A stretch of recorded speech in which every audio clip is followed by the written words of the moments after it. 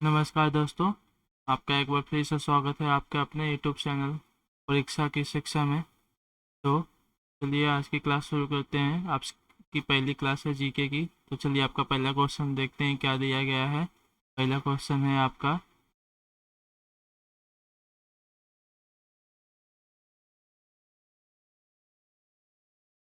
Computer में एक input output device जो कंप्यूटर ऑपरेटर या रख रखाव इंजीनियर और कंप्यूटर के बीच संचार के लिए आरक्षित है रिक्त स्थान के रूप में जाना जाता है। आपका पहला option joystick, option B console, तीसरा ऑप्शन पेरिफेरल, चौथा ऑप्शन लिंकिंग डिवाइस। अब इन चार ऑप्शन में से कौन सा ऑप्शन सही हो जाएगा, अब इसका आंसर देने की कोशिश कीजिए। इस प्रश्न का उत्तर क्या होगा।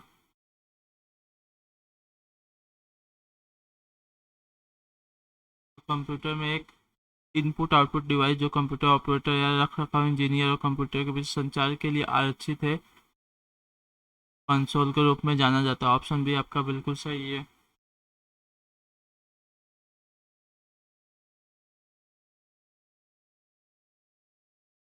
एक मिनट रुक जाइए। एक कंसोल सिस्टम एडमिनिस्ट्रेट मैसेजेस के टेक्स्ट इंटर और डिस्प्ले विशेषकर बायोस या बूट लोडर कर्नेल या सिस्टम लॉगर से एक फिजिकल डिवाइस है जिसमें एक कीबोर्ड और एक स्क्रीन शामिल है। इसका उपयोग नेटवर्क या कंप्यूटर के स्टेटस को मेंटेन या मॉनिटर करने के लिए किया जाता है। अगला क्वेश्चन देखिए आपका क्या दिया। अगला क्वेश्चन है, कपास के उत्पादन के लिए सबसे उपयुक्त मिट्टी है जलोढ़ मिट्टी, लेटेराइट मिट्टी, काली मिट्टी या नम मिट्टी। तो कपास की खेती के लिए सबसे उपयुक्त मिट्टी कौन सी हो जाएगी, इन चारों में से आप बताने की कोशिश कीजिए। आपका उत्तर क्या हो जाएगा सही सही।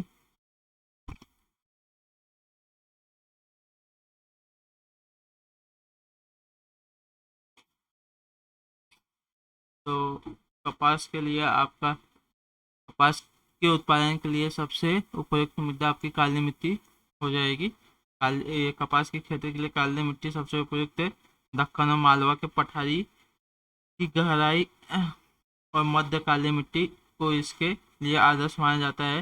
हालांकि इसे जलड़ और लाल मिट्टी में भी उगाया जा सकता है। कपास की काली मिट्टी और रेगुर मिट्टी के नाम से भी जाना जाता है।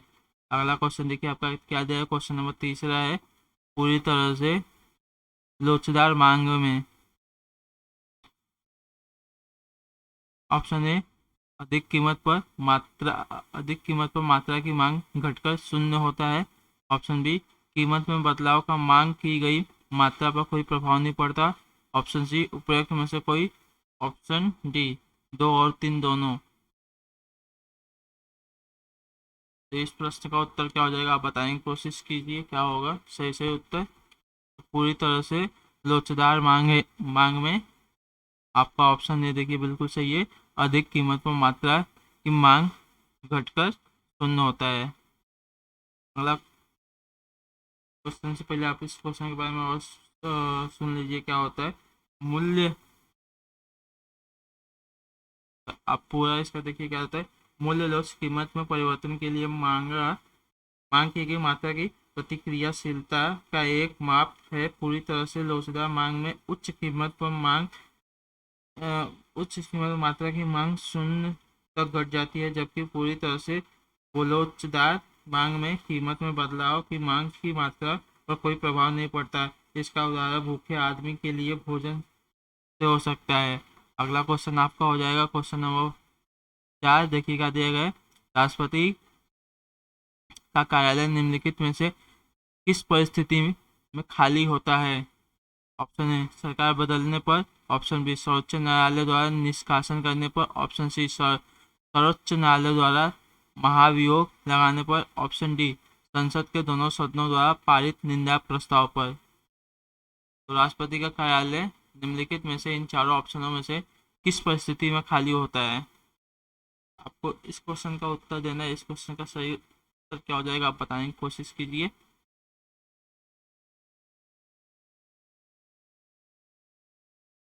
तो राष्ट्रपति का कार्यालय सर्वोच्च न्यायालय द्वारा निष्कासन करने पर इस परिस्थिति में खाली होता है। उसके कार्यालय की समाप्ति पर, मृत्यु के कारण, त्याग पत्र के कारण, सर्वोच्च न्यायालय द्वारा हटाने के कारण, महाभियोग द्वारा हटाने पर। सर्वोच्च न्यायालय राष्ट्रपति को चुनावी गड़बड़ी के कारण से हटा सकता है या जनप्रतिनिधित्व अधिनियम 1951 के तहत लोकसभा सदस्य को पात्रता नहीं रखने की स्थिति में हटा सकता है। अगला क्वेश्चन देखिए आपका क्या है। क्वेश्चन नंबर 5वां है, दो धातुओं की टंकाई किस गुण से संभव हो पाता है? ऑप्शन ए संसर्जन, ऑप्शन बी स्वांगीकरण, ऑप्शन सी संयुग्मन, ऑप्शन सी ऑस्मोसिस। तो दो धातुओं की टंकाई किस गुण से संभव हो पाता है? इन चार ऑप्शन में से आपका सही ऑप्शन कौन सा है, सही उत्तर कौन सा है इस क्वेश्चन का? तो आपको बताओ, टंकाई को सोल्डिंग कहते हैं। Option E संसर्जन। टंकाई जिसको सोल्डरिंग कहते हैं, दो धातुओं को किसी सोल्डर मिश्र धातु के उपयोग से जोड़ने की प्रक्रिया है और यह सबसे पुरानी ज्ञात तकनीकियों में से एक है। यह संसर्जन के गुणों के कारण संभव हो पाता है। संसर्जन में दो समान प्रकार के कणों या सतहों के एक दूसरे से चिपकने की प्रवृत्ति होती है। यह प्रक्रिया पदार्थ के समस्त आंतरिक भागों में होती है। टंकाई से दो धातुओं के बीच की परत एक मिश्र धातु बन जाता है। अगला क्वेश्चन है आपका, क्वेश्चन नंबर 6 देखिए क्या दिया है। सर्वोदय की अवधारणा के संस्थापक कौन थे? विनोबा भावे, महात्मा गांधी, जयप्रकाश नारायण, केजी मुसरूवाला। तो सर्वोदय की अवधारणा के संस्थापक इन चारों ऑप्शन में से सही ऑप्शन आपका कौन सा हो जाएगा? इस प्रश्न का उत्तर देने की आप सभी लोग कोशिश कीजिए। सर्वोदय शब्द का अर्थ है, सर्वोदय शब्द से तात्पर्य सार्वभौमिक उत्थान या सभी की प्रगति है।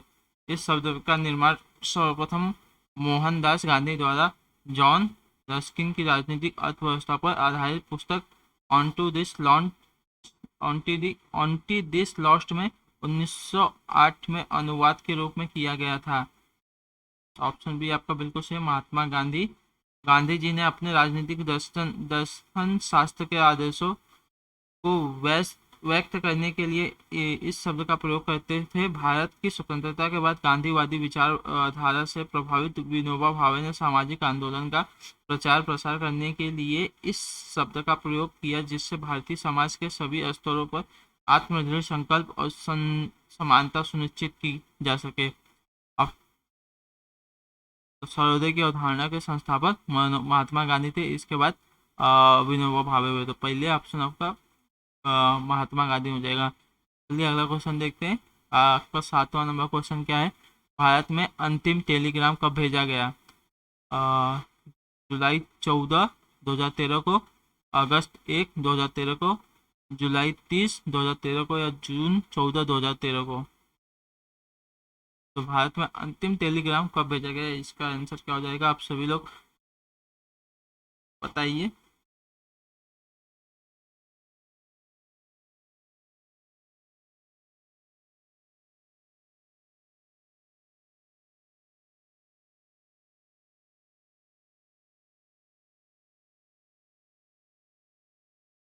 तो भारत में अंतिम टेलीग्राम 14 जुलाई 2013 को भेजा गया। इसका मतलब आपका ऑप्शन नंबर ए बिल्कुल सही है। भारत में अंतिम टेलीग्राम 14 जुलाई 2013 को कांग्रेस उपाध्यक्ष राहुल गांधी को भेजा गया था। अंतिम संदेश अश्वनी मिश्रा द्वारा नई दिल्ली के जनपद स्थित केंद्रीय टेलीग्राम कार्यालय सीटीओ के काउंटर पर पंजीकृत किया गया था। टेलीग्राम की शुरुआत प्रयोगकर्ता आधार पर 1850 में कोलकाता और डायमंड हार्बर में के मध्य की गई थी। अगला क्वेश्चन है आपका, क्वेश्चन नंबर 8 देखिए क्या दिया गया। सिग्मा रूपी बृहदान्त्र किसका भाग है? छोटी आंत, गुद्दा, बड़ी आंत, क्षुद्रांत, लियम। तो सिग्मा रूपी बृहदान्त किसका है इन चारों में से? इसका सही उत्तर क्या हो जाएगा? आप सभी लोग इसका आंसर देने की कोशिश कीजिए। जिन भी बच्चों को ऑप्शन नंबर सी आ रहा है बड़ी आंत, वो बिल्कुल सही हो जाएंगे। सिग्मा रूपी बृहदान्त, बड़ी आंत। का भाग है। यह बृहदान्त्र मलाशय से सबसे पहले पेट की एक छोटी वक्र होती है। अगला क्वेश्चन है आपका क्वेश्चन नंबर 9, देखिए क्या दिया गया है। धारा का वहन करने के समय सुचालक कौन सा होता है? वैकल्पिक रूप में धनात्मक एवं ऋणात्मक आवेशित, ऑप्शन बी ऋणात्मक आवेशित या धनात्मक आवेशित या विद्युत निष्प्रभावी। तो धारा का वहन करने के समय सुचालक इन चारों में से कौन सा सही उत्तर हो जाएगा, आप बताने की कोशिश कीजिए।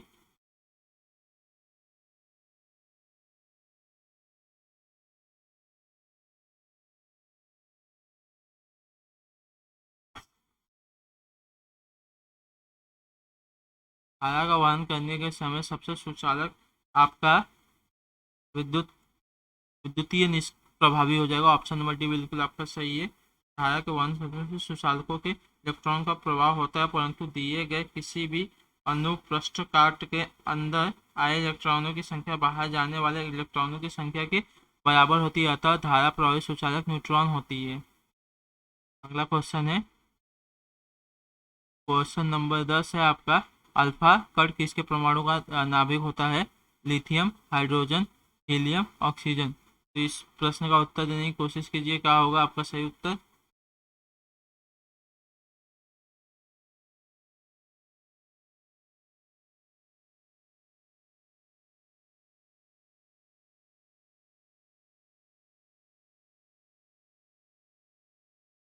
तो जिसका भी उत्तर ऑप्शन नंबर सी है हीलियम, वो बिल्कुल सही हो जाएगा। अल्फा कण मुख्यतः हीलियम नाभिक होते हैं। इसकी संरचना दो प्रोटॉनों व दो न्यूट्रॉनों के द्वारा होती है। रेडियम धर्मिता में ये कण नाभिक के उत्सर्जित होते हैं। तो अगला क्वेश्चन आपका क्वेश्चन नंबर 11, देखिए क्या दिया गया है। सोशल नेटवर्किंग वेबसाइट फेसबुक के संस्थापक कौन है? Bill Gates, Martin Kapoor, Orkut Buyukkokten या मार्क जुकरबर्ग। तो जो आपका फेसबुक है, इस वेबसाइट को किसने बनाया है? सबसे पहले इन चारों ऑप्शन में से आपका सही उत्तर कौन सा हो जाएगा, बताने की कोशिश कीजिए।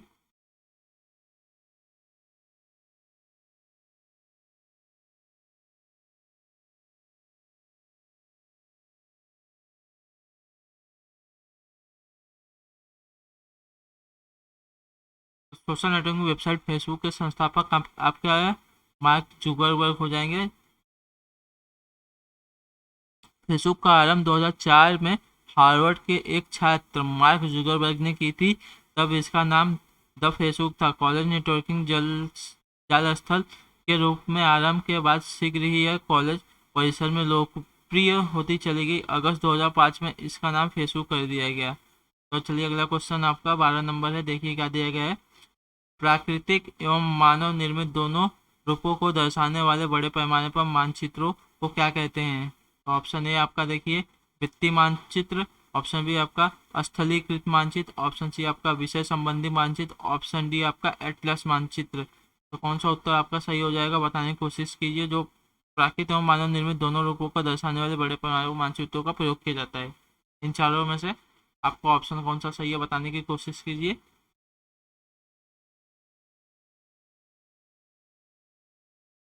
जिस भी बच्चे का ऑप्शन ऑप्शन नंबर बी है स्थलाकृति, वो बिल्कुल सही हो जाएगा। स्थलाकृति मानचित्र एक प्रकार का मानचित्र है जिसका उपयोग आधुनिक मानचित्रों के समोच्च लाइनों का उपयोग करे बड़े पैमाने पर विस्तृत और से रिलीफ या मात्रता प्रतिनिधित्व करने के लिए किया जाता है। इस प्रकार का मानचित्र प्राकृतिक एवं मानव निर्मित रूपों को दर्शाता है। अगला क्वेश्चन आपका है, प्रश्न है 13 नंबर प्रश्न, देखिए क्या दिया गया है। भारत में कौन सी नदी विभ्रंश घाटी में बहती है? कावेरी, यमुना, नर्मदा, कृष्णा। तो प्रश्न नंबर 13 का उत्तर देने की कोशिश कीजिए, क्या हो जाएगा। भारत में नर्मदा एकमात्र वैसी नदी है जो रिफ्ट घाटी से होकर गुजरती है। यह नदी पश्चिम की तरफ जाकर खम्बट की खाड़ी में गिरती है। नर्मदा नदी भारत में विंध्याचल और सतपुड़ा पर्वत श्रेणियों की पूर्वी सिंधी स्थल के अपर मध्य प्रदेश के अमरकंटक नामक स्थान से निकलती है। अगला क्वेश्चन आपका देखिए क्वेश्चन नंबर 14 है। अ, पातनी कहाँ का मुख्य जनजातीय समूह है? झारखंड, नागालैंड, सिक्किम या अरुणाचल प्रदेश?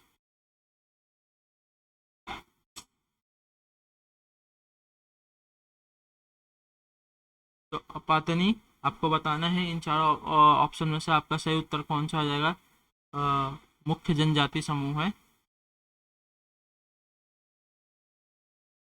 तो ऑप्शन नंबर डी आपका बिल्कुल सही हो जाएगा। अरुणाचल प्रदेश की सबसे बड़ी जनजाति योमेस आदि गालो, निसी, खम्बती, मोम्पो और अपातनी प्रमुख है। अपातनी जनजाति राज्यों के जीरो घाटी के निचली सुबनसिरी जिले में रहती है, जिसकी भाषा चीन तिब्बत परिवारों के अंतर्गत आती है।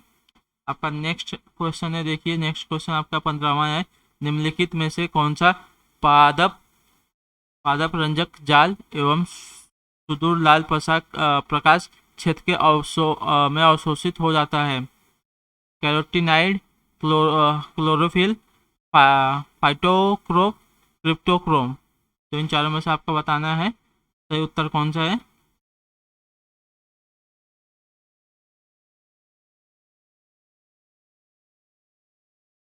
तो निम्नलिखित में से कौन सा पादप रंजक लाल एवं सुदूर लाल प्रकाश क्षेत्र में अवशोषित हो जाता है? तो ऑप्शन नंबर सी आपका बिल्कुल सही है। फाइटोक्रोप फाइटो फाइटोक्रोप पौधों द्वारा पौधों प्रकाश का पता लगाने के लिए इस्तेमाल किया जाने वाला एक फोटो रिसेप्टर होता है। यह दृश्य स्पेक्ट्रम के मुख्य रूप में लाल तक दूर तक लाल क्षेत्र का पता लगाता है और चीजों के अंकुरण को नियंत्रित करता है। आपका अगला नेक्स्ट क्वेश्चन देखिए क्या दिया है। क्वेश्चन नंबर 16 है। एमसीसी के निम्नलिखित अध्यक्षों में से कौन पेशेवर क्रिकेटर नहीं था? Ted Dexter, Colin Cowdrey, Peter May, Christopher Martin Jenkinson? आपका सही उत्तर इन चारों में से कौन हो जाएगा जो एमसीसी के अध्यक्षों में पेशे से क्रिकेटर नहीं था?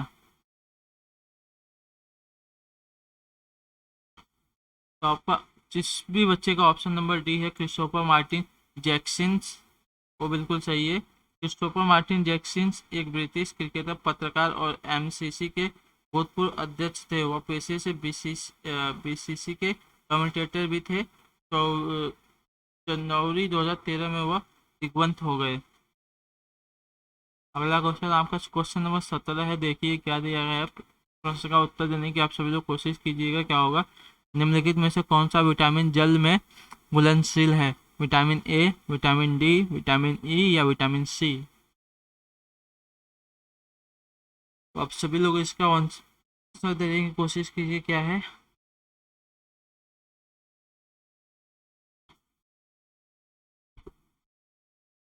तो आपका विटामिन सी बिल्कुल से राइट आंसर हो जाएगा। वे मुख्य रूप से विटामिन दो प्रकार के होते हैं। वसा में घुलनशील विटामिन और जल में घुलनशील विटामिन। बी कॉम्प्लेक्स विटामिन और विटामिन सी जल में घुलनशील विटामिन है जो शरीर में संग्रहित होने और प्रतिदिन पुनः स्थापित होते हैं। विटामिन ए, डी, ई और के में वसा के घुलनशील है जो वसा में घुलने से पूर्व रक्त में अवशोषित हो जाते हैं। तो आपका विटामिन सी बिल्कुल से राइट ऑप्शन है। अब चलिए अगला प्रश्न देखते हैं आपके लिए क्या दिया है। निम्नलिखित में से कौन सा युग्म सही मेल नहीं खाता? आपका देखिए यहाँ पे स्थान और अवस्थित दिया गया है। तो पहला ऑप्शन देखिए आपका क्या है। ट्रावलखर स्क्वायर जो कि लंदन में दिया गया है। ऑप्शन बी आपका है Red Square and Moscow. Option C आपका दिया गया है तियानानमन स्क्वायर जो बीजिंग में है। ऑप्शन डी आपका दिया तहरीर स्क्वायर। तो इन जो कि अबू धाबी में दिया था, इसमें से सही युग्म वाला कौन सा नहीं है ये बताना है आपको। चलिए पहला देखते हैं ट्राफलगर स्क्वायर जो कि लंदन में है। ये बिल्कुल राइट ऑप्शन है। मतलब राइट को है दिया गया है जो सही है। और रेड स्क्वायर जो कि मास्को में है ये भी सही है। और तियानामन स्क्वायर जो बीजिंग में है, ये भी सही है। लेकिन जो टिहरी स्क्वायर अबू धाबी में है, ये गलत है और ये आपका आंसर है, ये सही सम्मिलित नहीं है। टिहरी स्क्वायर मिस्र की राजधानी काहिरा में स्थित है।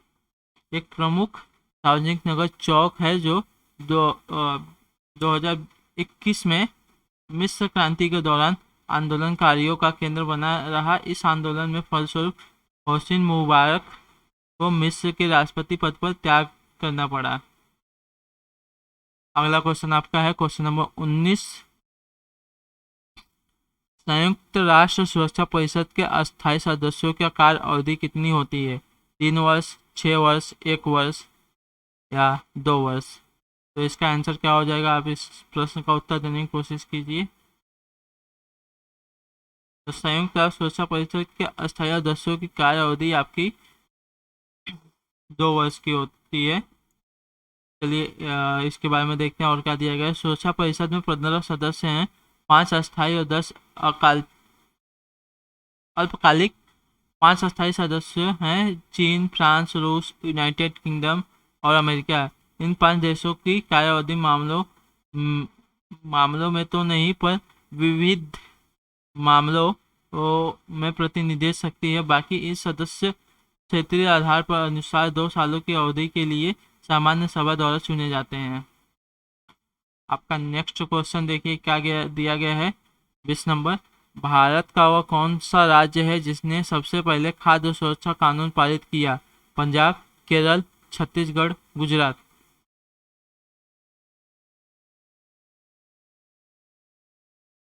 तो कौन सा राज्य है जिसने सबसे पहले खाद्य सुरक्षा कानून पारित किया? इन चारों ऑप्शन में से आपका सही उत्तर कौन सा हो जाएगा? तो पंजाब में छत्तीसगढ़ राज्य सबसे पहले जिसने पहले खाद्य सुरक्षा कानून पारित किया।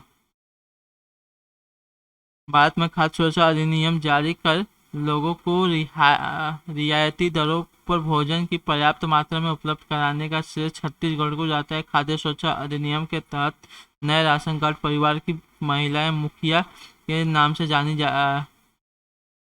किए जा रहे हैं। आपका नेक्स्ट प्रश्न है, देखिए क्या दिया गया नेक्स्ट प्रश्न पे।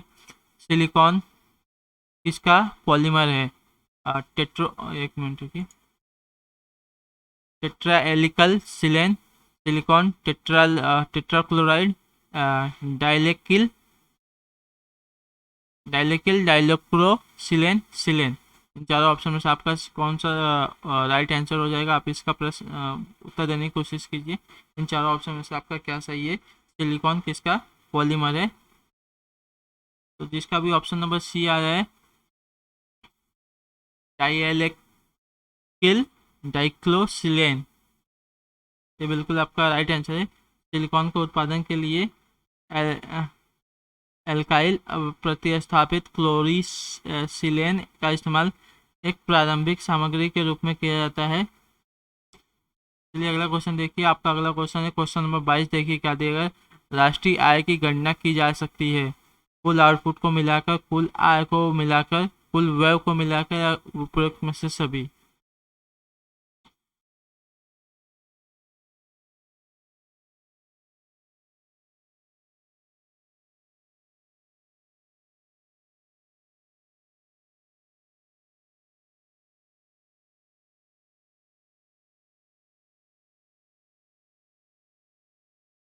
आपका ऑप्शन नंबर डी बिल्कुल सही है। राष्ट्रीय आय की गणना इन सभी को, कुल आउटपुट को मिलाकर, कुल आय को मिलाकर, कुल व्यय को मिलाकर की जा सकती है।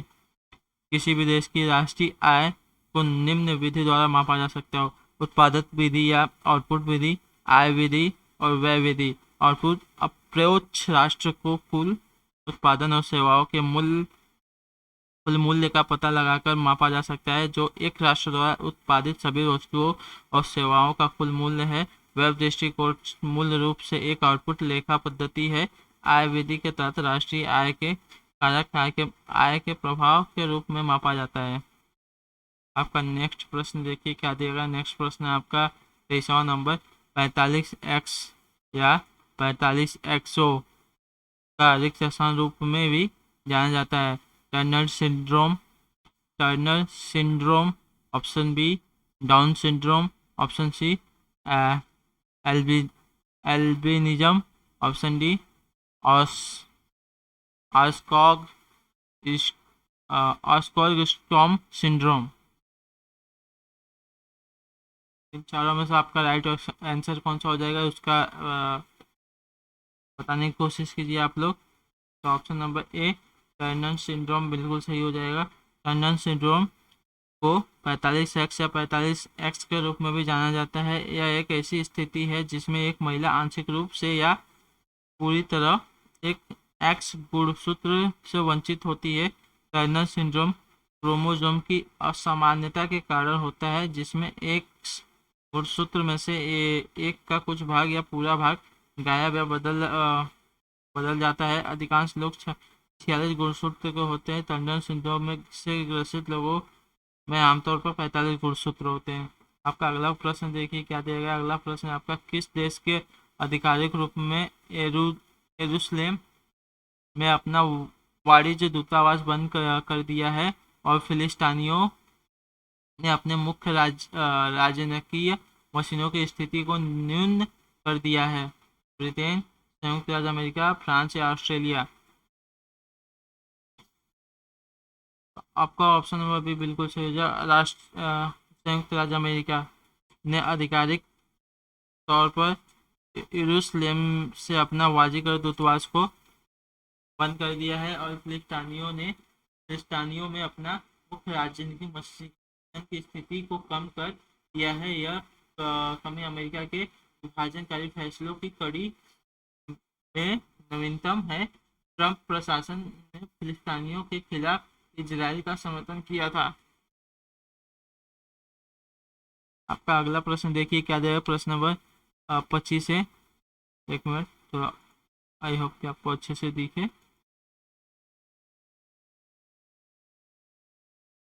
हाँ, तो संयोजक बाणों से कौन सा सही है? ऑप्शन ए आपका दिया गया उसका गलनांक और क्वथनांक कम है। ऑप्शन बी आपका दिया गया मजबूत स्थिर वैद्युत बल यौगिक को एक साथ पकड़ते हैं। ऑप्शन तीसरा है आपका इलेक्ट्रॉनों के बीच संबंध कमजोर होता है। तो चलिए इसके ऑप्शन देख लेते हैं। केवल 1 और 3 चाहिए, केवल 1 और 2 सही है, केवल 1 और 2, केवल 2 और 3, और प्रयुक्त में से सभी। तो आपका ऑप्शन नंबर ए केवल 1 और 3 सही हो जाएंगे, मतलब ए आपका और ए।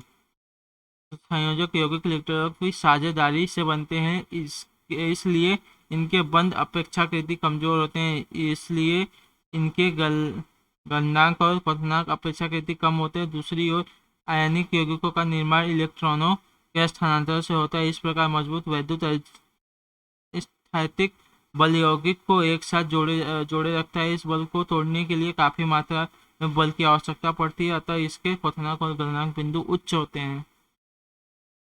अगला प्रश्न आपका दिया गया है, मनुष्य के सुनने की सामान्य क्षमता कितनी है? ऑप्शन ए 20 हर्ट्ज से 20 हर्ट्ज से 200 किलो हर्ट्ज तक।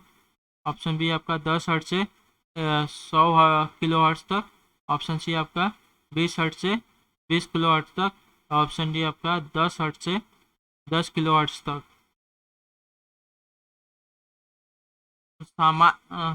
समान रूप से मानो कि सुनने की सीमा होती है 20 हर्ट्ज से 20 किलो हर्ट्ज तक। आदर्श प्रयोगशाला स्थितियों के तहत मनुष्य 12 हर्ट्ज तक के कम और 28 किलो हर्ट्ज तक की उच्च ध्वनि सुन सकता है। मनुष्य की सुनने की स्तर की आवृत्ति 2000 से 5000 हर्ट्ज के बीच सबसे संवेदनशील होती है। आपका अगला प्रश्न दिया गया। प्रश्न नंबर देखिए क्या है, 27वां। केंद्र शासित प्रदेश दादरा नागर हवेली महाराष्ट्र और रिक्त स्थान के बीच स्थित है? उत्तराखंड, आंध्र प्रदेश, पश्चिम बंगाल या गुजरात? तो दादरा और नागर हवेली दो अलग अलग भौगोलिक सत्ता से बने हैं। नागर हवेली जो महाराष्ट्र और गुजरात, ऑप्शन नंबर डी आपका बिल्कुल सही है, गुजरात के बीच स्थित है और उत्तर पश्चिम में 1 किलोमीटर की दूरी पर स्थित है। दादरा का एक एंक्लेव है। दादरा गुजरात से घिरा हुआ एक गिरा हुआ है। सिलावासा दादरा और नागर हवेली की राजधानी है। अगला क्वेश्चन आपका दिया गया है, क्वेश्चन नंबर 28, देखिए क्या दिया गया है। प्रतिवर्ष छह श्रेणियों में नोबल देखिए फिर से आपका क्वेश्चन क्या दिया गया। प्रतिवर्ष छह श्रेणियों में नोबेल पुरस्कार प्रदान किया जाता है, निम्नलिखित में से किसके लिए यह नहीं दिया जाता। गणित, साहित्य, भौतिक या अर्थशास्त्र।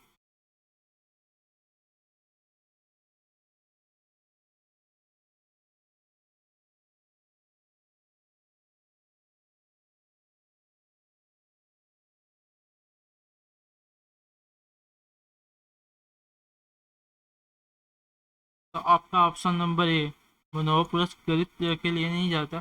प्रत्येक वर्ष छह नोबेल पुरस्कार दिए जाते हैं। यह साहित्य, भौतिक, रसायन, शांति, अर्थशास्त्र और शरीर विज्ञान और चिकित्सा श्रेणी में प्रदान किया जाता है। गणित इस सूची में शामिल नहीं है। स्वीडिश वैज्ञानिक अल्फ्रेड नोबेल की इच्छा के अनुसार 1895 के में 5 नोबेल पुरस्कार स्थापित किए गए थे।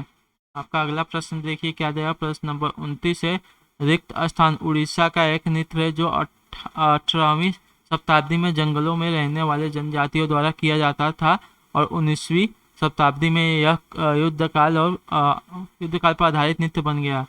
छोबिया, कलारी पट्टू, छऊ, भवई।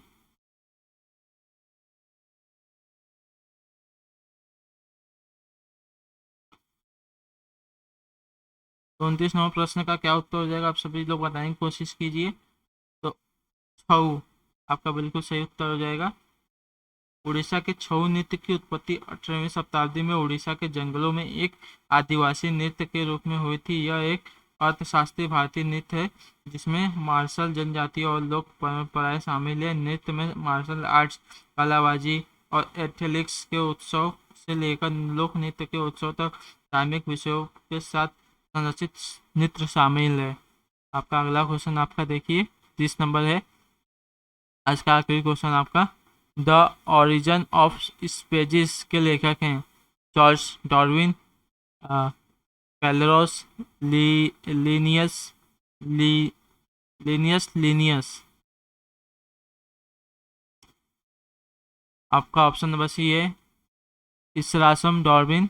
आपका ऑप्शन नंबर डी है विलियम फैली। तो इन चारों में से कौन है जो लेखक है द ओरिजिन ऑफ स्पीशीज के। तो इसके लेखक आपके Charles Darwin, option number A बिल्कुल सही हो जाएगा।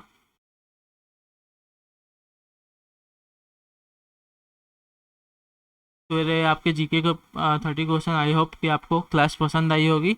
तो अगर आपको क्लास पसंद आई हो तो क्लास को लाइक कीजिए, अपने दोस्तों के साथ शेयर कीजिए और हमारे यूट्यूब चैनल को सब्सक्राइब कीजिए। आपका शुक्रिया क्लास में से जुड़ने के लिए। तो आपसे मिलते हैं हम अगली क्लास में, तब तक के लिए टाटा बाय बाय, जय हिंद, जय भारत।